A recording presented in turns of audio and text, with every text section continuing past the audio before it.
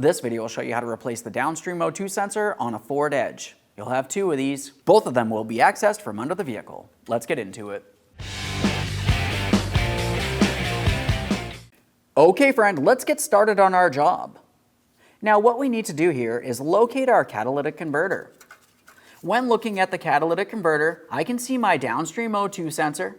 I'm going to follow the wiring harness for that Downstream O2 sensor all the way up to the connector.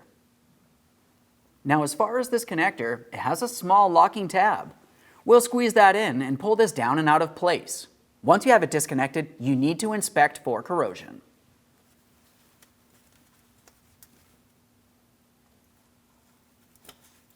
There we are. Now obviously the connector on the O2 sensor doesn't matter nearly as much as the connector for the wiring harness attached to the car. That looks good, so let's continue on with the removal of our O2 sensor. As far as removing the O2 sensor from the pipe, we need an O2 sensor socket. The sensor socket will have a slot for the wiring to slide through. Let's go ahead and break this free. We're turning it counterclockwise. Once you feel as though it's broken free, go ahead and start removing it by hand.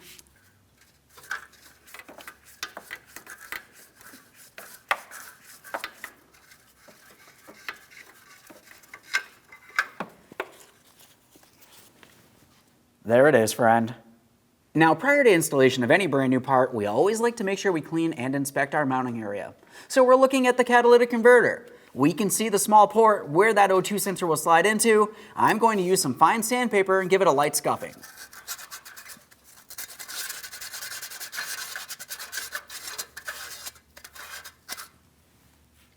That looks good. The threads look good as well. Let's continue on with the installation of our brand new Downstream O2 sensor.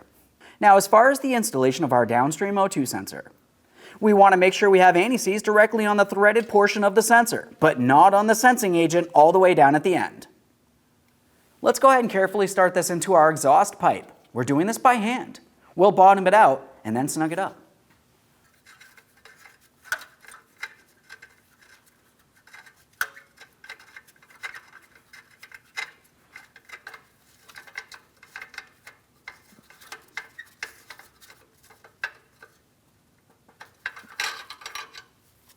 Right there's bottomed out, but we need to make sure we compress our gasket. I'm just going to go a little further here.